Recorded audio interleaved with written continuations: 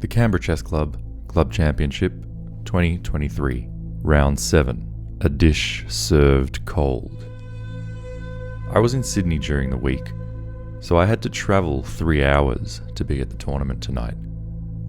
Along the way, I couldn't help but think about the game ahead and feel as though I was a man on a mission to find and destroy whoever sat across from me.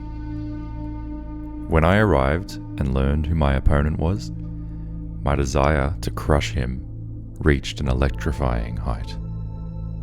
See, last year, I missed out on winning this club championship by a measly half point, and the fella to whom I most memorably gave up that golden half a point was the same guy who I got paired with this evening.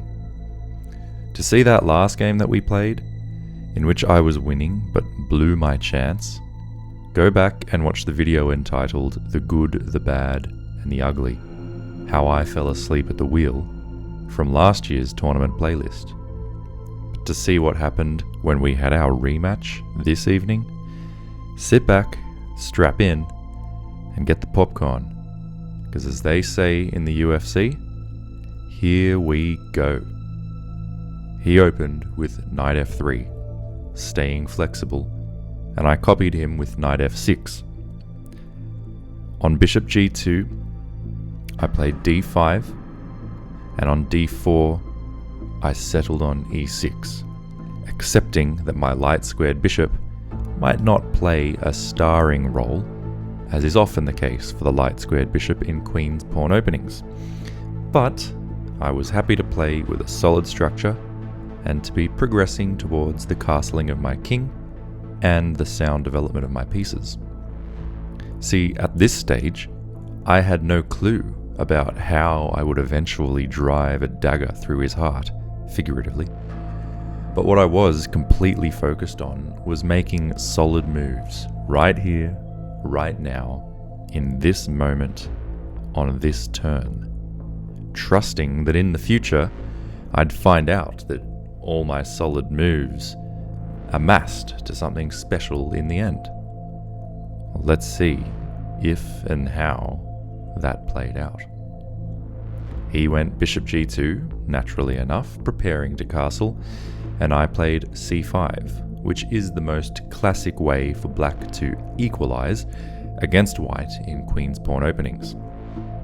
It gives my pieces space to move, my knight can come to c6, and there's a certain harmony amongst my pieces. If he takes the pawn, my bishop can move out in one fell swoop, and so there often follows a dance wherein white tries not to take the pawn and allow me to recapture easily with my bishop, at least not until my bishop has already moved. Well, white danced this dance by playing the move c3, and I replied also by delaying the movement of my bishop and opting instead for the natural knight c6. But after he castled, the time had come for me to move my dark squared bishop. I didn't want to move my other bishop because it would block my queen's view of the game and it would loosen the b7 pawn, and plus I also wanted to be castled like him.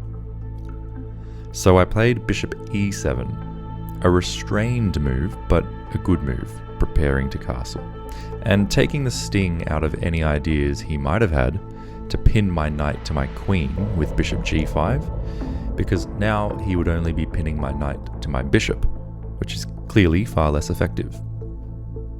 He continued with bishop g5 anyway, threatening to take my bishop and then take the pawn on c5. I played knight e4, uncovering a triple attack against his bishop, centralizing my knight, defending the c5 pawn, and potentially preparing to play f5 in the future, which would be nice because I'm planning to castle, which means I'll have a rook on f8, and with a rook on f8 and the f-file opening via f5 and so on, my pieces will continue to have nice amounts of freedom and mobility, influencing things in my favor. The downside of this plan is that after f5, I leave the e6 pawn as a backward pawn, and the e5 square becomes a hole in my position. But it is a game of give and take, and on balance, that all seemed favourable to me. He took my bishop and I recaptured, and he played knight bd2, and as planned, I played pawn f5. My central claim is that if he takes my knight, I'll recapture with a pawn and hit his other knight, and then have this very, very solid pawn structure in the center of the board that restricts his fianchettoed bishop, and the role of my own light-squared bishop will be to defend that weakened backward e6 pawn. As long as it stays defended, the whole pawn matrix will be safe. My question to him then will be, how will you make progress? Well, he decided not to take my knight, but instead to play e3. And this doesn't do too much, so I decided to castle. He then played a3, which struck me as weak. It weakens the b3 square in particular, which is no longer defended by any of his pawns. I immediately imagined landing a knight on b3 one day. I noticed that if I play knight takes knight, and he takes with the queen, then knight b3 would fork the queen and the rook. Of course, that isn't possible as yet, but now, given the moves that I had played, making the most of each present moment, not necessarily knowing then where it would lead, I was nevertheless now in a position where I could see some sort of form emerging from what had until now been only an opaque cloud of unknowns. I wasn't quite there yet, but something was starting to come into my horizon. Still, not sure what the future would bring, however, I wasn't ready yet to commit any of my other pieces to other squares. I wasn't sure yet where they needed to go, and I wanted to wait and see what he would do. But I couldn't simply wait forever because my clock would run out. I needed to do something to make a move that would not commit me down a game-long path I wasn't sure would be correct, but also to still do something productive with my time that would not hurt my position. I came up with a classic grandmaster level move, King h8. The kind of move that baffles people because it looks as though it's not achieving much. In a world where all the pieces move so quickly and such importance is placed on rapidly developing, do I really have time to dilly-dally with my king, doing apparently not much? Well, yes, because it doesn't do nothing. What it does do is that it gets my king off the light square diagonal, so that bishop takes e5 check is never even a distant theoretical possibility in the future. And, importantly, it buys me time to keep considering the best way to proceed. It puts the ball back in his court. It makes him make a move, allowing me to then respond to what he does, to place my other pieces in the best places to destroy him according to what he does.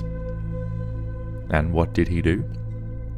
He played knight e1. An odd-looking move, going backwards, locking up his rook, and removing one of the defenders of his d2 knight. Well, now I'm getting some definite ideas for my future. See, now if I take the knight, he'll have to take with his queen. At that point, knight a5 actually comes with the threat of the fork. But still, at that point, he has rook a to d1, dealing with the fork threat. So still, that form starting to emerge from the cloud of uncertainty was not quite yet identified, and still not wanting to commit to the wrong course of action. Instead, allowing more time for information gathering, I decided to look for a flexible, reversible move that was ultimately somewhat still productive. Productive in that it produced a threat. I played it knight a5. The threat is knight takes knight, and after queen takes knight, knight b3, landing the fork. One line of note that I saw in the game was that if he plays knight b3 himself, hoping for knight takes knight, queen takes knight, no fork, he would be disappointed by the other knight forking the queen and the other rook from d2. This kaleidoscopic vortex of shape-shifting threats completely justify what can only be called a forking beautiful pair of knights. I thought his way to deal with all this would be to play knight takes knight, and I'd take back with my pawn and have that pawn structure I mentioned earlier on, and I was prepared to play this way, and to continue patiently posing problems to him long into the future. But similar to last week, my opponent didn't see the trap I'd laid. He played the move f3, egging me on, practically begging me to move my knight, which was exactly what I wanted to do in the first place. On knight takes knight and queen takes knight, I played the monster move of knight b3, and like a bolt of lightning, my knight fork emerged from that cloud that had hovered overhead until this point. The fork struck out and hit the queen with one prong, which saved itself, and then consumed the rook with the other, thus winning the exchange and banishing his queen to the farthest corners of this chess universe. I've got you now, I thought, and unlike last year where I let you off the hook, this time I'm gonna make it rain with heavy blows, one after the other, and I will not let up until you stop moving your chess pieces. e5, and with e5, my queen defends both pawns, but the previously backward pawn on e6 is now reunited with its fellows, and hence that weakness is resolved. It also frees up extra space for my light squared bishop. Remember that guy who was content to be quiet at first? His time is soon to come. But look at my huge pawn center, the harmony between my pieces, and the safety of my king. And note that although his queen is on the same diagonal as my king, it's blocked by 5 different pawns, meaning he'll never make use of it. He played knight c2, and I played c takes d4 for some very deliberate reasons. A, it trades material of equal value, simplifying the position in my favor. B, it forces him to recapture with a pawn. And C, in recapturing with a pawn, he must allow me to play e4. And having played e4 with his pawn on d4, he can never put his knight on the d4 square. And finally, in playing e4 with his pawn on d4, his queen will never have direct sight of my king along the diagonal. It's now blocked up for good. Note that if he takes my pawn on e4, I simply take back, and if we trade rooks, things simplify even further towards a clearly winning endgame for me due to my extra material and my passed pawn. He can't allow this. He played instead the move rook e1, preventing my pawn from capturing on f3 due to the pin he has against my queen. It also reinforces the e3 square and thus prevents my pawn from advancing toward the promotion square. Another idea flashed in my mind here, like another bolt of lightning. Far from falling asleep at the wheel, as I did last year against this guy, despite the 3-hour drive to be here, I was lighting up with a million good ideas. The best of them was the immediate f4, threatening to take on g3, ruining his kingside pawns even more, also threatening to play e3, creating a protected passed pawn, and also further increasing the scope of my previously muted light squared bishop, and setting the trap of f takes e4, f3, hitting his bishop. Now, if the bishop moves, f2 will come with check and fork his king and rook. And if pawn takes on d5, attacking my queen with his rook, the same fork wins his rook. Obviously, if he takes my pawn, I take his bishop, and if he instead takes on f4, I recapture with my rook, again ruining his kingside pawns and furthering the development of my rook. He wanted none of that, so he played pawn g4. But I had yet another flash of lightning bolt inside my brain. I don't care what he wants or what he doesn't want. He's gonna get what I want him to have. A damned smackdown. And with that, an audible crack and smash was heard throughout the playing hall of my imagination, as my bishop slammed into his pawn on g4. What a beautiful and lovely crushing move. And where did this come from? No great plan for the future, but instead a series of great moves made in the present moment to the best of my ability. The point of this move is that if he takes the bishop, I press on with f3, winning the bishop back, and in the process ruining his kingside pawns. So he didn't take my bishop. He instead played pawn takes e4. But by this stage, having seen what was previously only imagined, you now know the drill. I played f3, making very real my attack on his bishop, and setting up the fork against his king and rook. In desperation, he played rook e3, allowing me to capture his bishop, and then, after he recaptured, I played one last crushing move. Bishop f3 check. Another beautiful aesthetic move, if I say so myself. Why is that? Because it puts the bishop on a square where it's defended only once, but attacked twice, apparently just giving him the bishop free of charge. So what's the catch? The catch is that if he takes the bishop, I'll recapture, and when he recaptures me, I'll play queen e4 check, winning first a pawn, and then also his knight.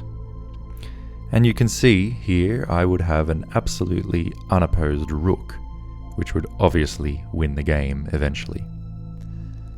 So after bishop f3 check, what do you do if you are white, knowing that you can't touch my bishop? Well, simply put, there's nothing good to do at all. My opponent played king g1 and I played queen g5 check, and the end is now imminent. He played king f1, and I started tossing up between queen g2 check, followed by winning the knight, or bishop e6 check, winning a pawn, and then winning the knight. I also started wondering if, despite these both being completely overwhelming, whether I had anything even more exclamatory. But during my thought process, it seems he had thoughts of his own. Having considered all the basic facts of his position and the absolute lack of counterplay, he stopped the clock and brought his suffering to an end.